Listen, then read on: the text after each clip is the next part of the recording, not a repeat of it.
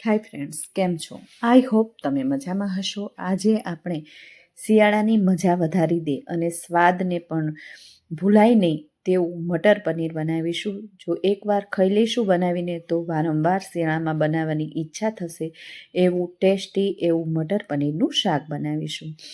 તો ચલો ફ્રેન્ડ્સ, મટર પનીર બનાવીએ. તો મટર પનીર બનાવવા માટે મેં અહીંયા મીડિયમ સાઇઝના 3 ટમેટાં લીધા છે. તેના મોટા મોટા પીસ કરી દેવાના છે. તમે આ શાક એકવાર બનાવશો તો તમને એવું થશે કે વારે વારે બનાવવાનું મન થશે. એનો ટેસ્ટ ખૂબ જ સરસ લાગતો હોય છે. તો શિયાળામાં વટાણા પણ ખૂબ જ સરસ આવતા હોય છે અને આ શાક પણ બનીને ખૂબ જ સરસ રીતે તૈયાર થશે. અને આજે આપણે આ મટર પનીર કંઈક અલગ જ સ્ટાઇલથી બનાવીશું. આ રીતે પાણીમાં આપણે એક ગ્લાસ પાણી ગરમ કરવા મૂકી એમાં ટમેટાં નાખી દઈશું, 1 ચમચી કાશ્મીરી લાલ મરચું અને થોડું તેલ નાખીને તેને ઉકળવા માટે મૂકી દેવાનું છે. તો વચ્ચે વચ્ચે થોડું આ રીતે હલાવીશું.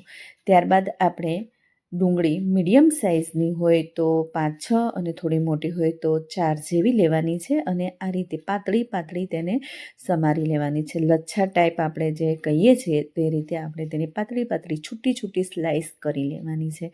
તો આ રીતે આપણી ડુંગળી છે એ સમારાઈ ગઈ છે અને તેને હાથથી થોડી છૂટી છૂટી કરી દેવાની છે. જેમ બને એમ જેટલી પાતળી થાય એટલું વધારે સારું. તો આપણે થોડી વધારે પાતળી આને સમારી લઈશું અને ત્યારબાદ આપણે આપણી ડુંગળી સમારાઈ ગયા બાદ મિક્સર જાર લેવાના છે. એમાં 2 લીલા મરચાં લઈશું, થોડા તીખા અને થોડા મોળા જે મિક્સ આવે છે, બહુ તીખા નહીં બહુ મોળા નહીં તેવા. એ 1.5 ઇંચ જેટલો આદુનો ટુકડો લેવાનો છે. ત્યારબાદ આપણે થોડું લસણ લઈશું. લસણનું પ્રમાણ થોડું વધારે રાખવાનું છે અને આ બધું જ મિક્સર જારમાં રાખી આપણે તેની એક પેસ્ટ બનાવી લેવાની છે. આ શિયાળામાં હા ફ્રેન્ડ્સ, જે ધાણા હોય છે એની પાછળની જે દાંડી હોય છે તે લીધી છે. ધોઈને સારી રીતે સાફ કરીને લીધી છે. આ પેસ્ટમાં આ દાંડીનો સ્વાદ, ધાણાની દાંડીનો સ્વાદ તો ખૂબ જ સરસ આવતો હોય છે. તો આ બધું જ આપણે પેસ્ટ બનાવી લેવાની છે. આપણે એક બાજુ બીજા ગેસ પર પાણી ગરમ કરવા મૂક્યું છે. તેમાં થોડું મીઠું નાખવાનું છે અને 500 ગ્રામ જેટલા વટાણા લીધા છે તે આપણે તેમાં આપણે બાફવા માટે વટાણા મૂકી દઈશું. આ રીતે જ બાફવાના છે, કુકરમાં વટાણાને બાફી દેવાના નથી. તો અહીંયા આપણો ટામેટાં પણ બોઇલ થઈ રહ્યા છે, આ બાજુ વટાણા પણ બોઇલ થઈ રહ્યા છે. ટામેટાં હવે થોડી જ વારમાં બોઇલ થવા આવ્યા છે, થઈ જ ગયા છે. ચામડી અને ઉપરની સ્કીન છે, જે છાલ છે એ પણ ઉખડી ગઈ છે. તો ટામેટાં લઈ લીધા બાદ આપણે એક પેનમાં થોડું વધારે 3-4 ટેબલ સ્પૂન જેટલું તેલ ગરમ કરવા મૂક્યું છે અને જે ડુંગળીની સ્લાઇસ કરીને રાખી છે એ આપણે તેમાં તળી લેવાની છે. આ શાકમાં આ જ ટ્વિસ્ટ છે. આ રીતે ડુંગળીની સ્લાઇસ તળીને બનાવીએ છીએ શાક, ખૂબ જ સરસ લાગે છે. આપણે આ શાકમાં કોઈ જ રેડીમેડ પેસ્ટ આવે છે ગ્રેવી માટેની, એનો યુઝ નથી કરવાનો, કોઈ કાજુનો યુઝ નથી કરવાનો, કોઈ મગજતરીના બીજનો યુઝ નથી કરવાનો, પણ ગ્રેવી તો પણ ખૂબ જ સરસ બનીને તૈયાર થશે. તો આ રીતે આપણે ડુંગળીને સતળાતા થોડી વાર લાગશે. એકદમ ગોલ્ડન બ્રાઉન કલર આવી જાય ને ત્યાં સુધી આપણે ડુંગળીને સાતળવાની છે. શરૂઆતમાં ફાસ્ટ ફ્લેમ પર, ત્યારબાદ થોડી સ્લો ફ્લેમ પર આપણે સાતળીશું. આ શાક ખૂબ જ ઓછી વસ્તુઓથી બની જાય છે પણ એટલું ટેસ્ટી બને છે કે જાણે આપણે આમાં ઘણું બધું નાખીને બનાવી હોય એવું રેડી થાય છે. તમે એકવાર બનાવશો ને, સાચે વારે વારે કહું છું એટલા માટે કે એનો ટેસ્ટ ખૂબ જ સરસ આવે છે. એનો ટેસ્ટ આપણે ભૂલી જ ના શકીએ એવું બનીને તૈયાર થાય છે. આ રીતે આપણે કાણાવાળા કોઈ ચમચામાં કે ઝારા વડે તેને નીતારીને ડુંગળીને આ રીતે એકદમ, તમે જોઈ રહ્યા છો, એકદમ બ્રાઉન કલરની થઈ ગઈ ત્યારે આપણે તેને કાઢી લેવાની છે. યાદ રહે કે જેમ થોડી વધારે તળાતી જાય તેમ ગેસની ફ્લેમ ધીમી કરી દેવાની છે. ડુંગળી બળી ના જવી જોઈએ એનું ખાસ ધ્યાન રાખવાનું છે. સ્લો ફ્લેમ પર જ આવો કલર કરવાનો છે. જો તમે ફાસ્ટ ફ્લેમ કરશો તો બળી જશે અને ડુંગળી છે એ કડવી લાગશે. માટે છેલ્લે તો સ્લો ફ્લેમ પર જ એને તળવાની છે.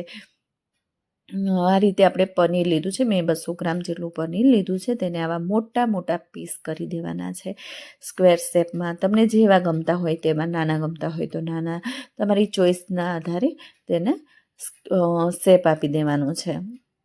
પનીર પણ અત્યારે શિયાળામાં સારું મટર પણ સરસ મળે છે, તો ચોક્કસથી આ સબ્જી એકવાર તો ટ્રાય કરજો જ. અને હા મિત્રો, મારી ચેનલને જો હજુ સુધી સબસ્ક્રાઈબ નથી કરી તો પ્લીઝ સબસ્ક્રાઈબ કરી લેજો. અને માહિતી સારી લાગતી હોય તો તમારા ફ્રેન્ડ, સગા સંબંધી સુધી ચોક્કસથી શેર કરજો. અને હા, લાઈક કરવાનું તો ભૂલતા નહીં. તો આ રીતે હવે વટાણા આપણા અહીંયા બોઇલ થઈ ગયા છે, સરસ બફાઈ ગયા છે. મેં ચેક પણ કરી લીધા છે અને ગેસની ફ્લેમ બંધ કરી દીધી છે. ત્યારબાદ ગરમ પાણી હોય એટલે આપણે તેમાં પનીર એડ કરી દેવાનું છે, એટલે પનીર એકદમ સોફ્ટ થઈ જશે. હવે આપણી ડુંગળી તળાઈ ગઈ છે, એટલે જે આટલું બધું તેલ તો કંઈ શાકમાં લેવાનું ના હોય, એટલે આપણે જે એક્સ્ટ્રા તેલ છે એ કાઢી લઈશું અને 2 ટેબલ સ્પૂન જેટલું તેલ રહેવા દેવાનું છે. આપણે જે પેનમાં ડુંગળી તળી હતી તે જ પેનમાં આપણે શાકનો વઘાર પણ કરવાનો જ છે. તો આ રીતે જીરું એડ કરી દઈશું.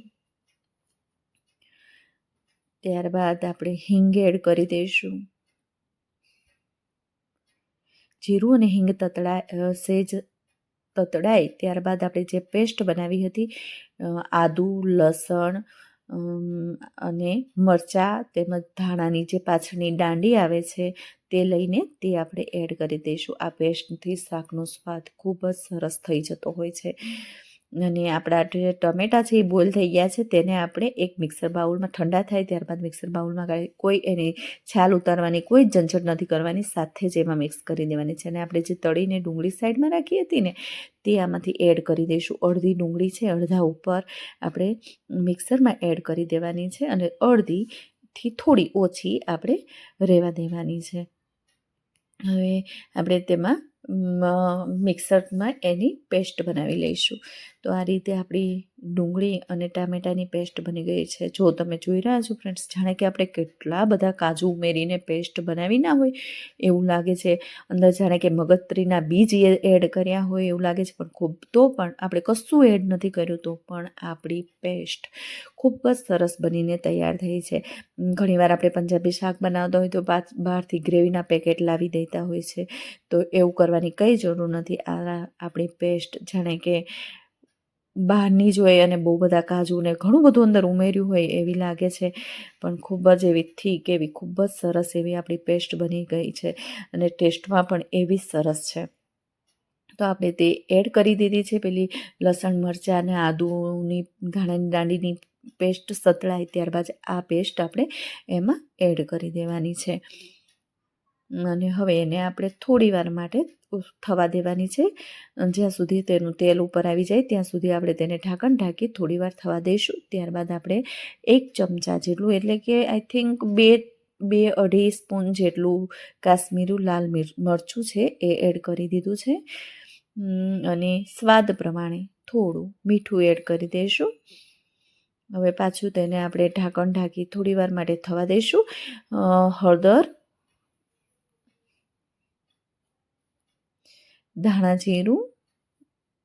ધાણાજીરું પ્રમાણ થોડું વધારે રાખવાનું છે.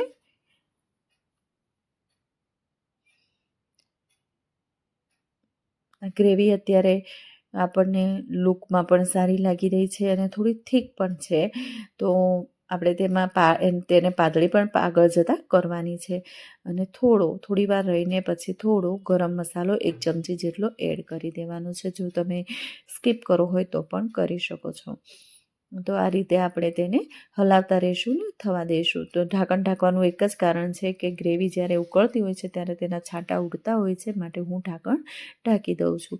તમે જોઈ રહ્યા છો બધું જ તેલ સરસ ઉપર આવી ગયું છે અને ગ્રેવી પણ સારી એવી થઈ ગઈ છે, થીક લાગે છે. એટલે હવે આપણે તેમાં થોડું પાણી એડ કરીશું. જે જારમાં આપણે ટામેટાં અને ડુંગળીની પેસ્ટ બનાવી હતી તે આ બધું જ આવી જાય એટલે તેમાં લઈને જ મેં પાણી એડ કરી દીધું છે. જે તમારે જો લચકા ટાઈપ શાક પસંદ હોય તો ઓછું પાણી નાખવાનું અને થોડું ગ્રેવીવાળું પસંદ હોય તો વધારે પાણી નાખવાનું.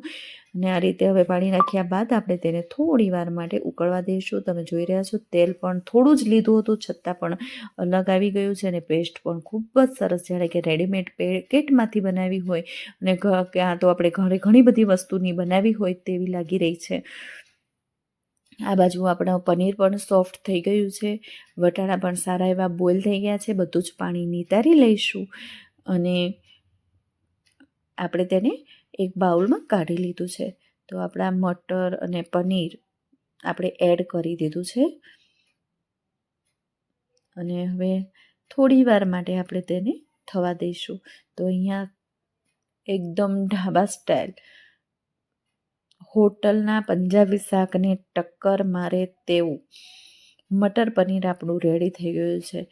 સાચે જ ફ્રેન્ડ્સ, એકવાર તો આ શિયાળામાં ટ્રાય કરજો જ. જો તમને મારો વિડીયો આ સારો લાગ્યો હોય ને તો ચોક્કસથી એકવાર ટ્રાય કરજો. ખૂબ જ સરસ બને છે, એકદમ ટેસ્ટી બને છે. મારા ઘરમાં તો શિયાળામાં આ શાક બને જ. અને ઉપરથી આપણે ઝીણા ઝીણા સરસ સમારેલા ધાણા અને જે ડુંગળી બચાવીને રાખી હતી ને તળેલી, એ એડ કરી દેવાની છે. થોડી વાર પછી જ આપણે તેને એડ કરીશું. તો આ રીતે આપણે ડુંગળી એડ કરી દીધી છે. તેને હલાવીને મિક્સ કરી દઈશું. અને શિયાળામાં તો ધાણા ખૂબ જ સરસ આવતા હોય છે, તો ધાણા પણ થોડા વધારે પ્રમાણમાં આપણે એડ કરી દેવાના છે. તો સુપર ગરમા ગરમ ટેસ્ટ ના ભૂલાય તેવું આપણું મટર પનીર આંગળા ચાટતા રહી જવાય તેવું રેડી છે. તો ચોક્કસથી એકવાર ટ્રાય કરજો, ખાવાની ખૂબ જ મજા પડશે. તો રેડી છે ગરમા ગરમ મટર પનીર, જેને ગરમા ગરમ રોટલી જોડે ખાવાની ખૂબ જ મજા આવશે. Thanks for watching. Bye bye. મળીએ આવતા વિડીયોમાં.